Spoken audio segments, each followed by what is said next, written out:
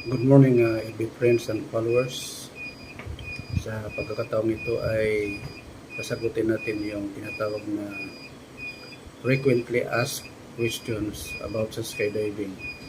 Ang unang katanungan ay, delikado ba at risky ang skydiving? Ang sagot po ay hindi naman. Subalit, kailangan lang po ng lakas ng loob sapagkat ikaw ay tatalon sa eroplano. Ang importante dito ay magkaroon ka ng mindset na ang pinapasok mo na sports ay tinatawag na extreme sport.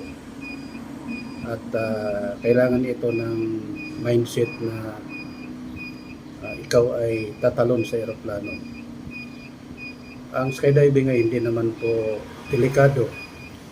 Mas delikado pa nga po ang mag-drive ng motorsiklo sapagkat sa motorsiklo kahit maingat ka magmaneho, ang iba naman po ay hindi maingat. So mas mataas ang porsyento ng mga aksidente involving motorcycles. Whereas sa skydiving ay ang aksidente dito ay 1 in a million. Napakabihirang mangyari ang aksidente sa skydiving sapagkat mayroon naman tayong tinatawag na safety procedures na sinusunod.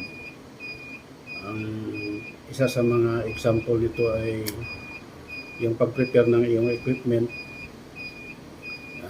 Kailangan ang iyong main parachute ay ikaw mismo ang nagre-repack nito.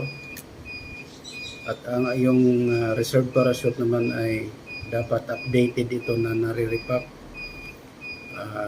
based doon sa kaniyang manual.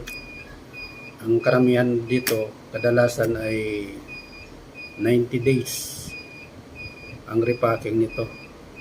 So nagamit man o hindi, after 90 days ay i-repack natin ang reserve.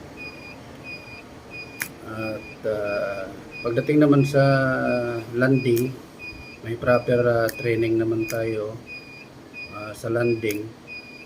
At bago tayo sumubok sa actual jump, ay dadaan muna tayo sa ground training na binibigay ng mga seasoned na instructors natin.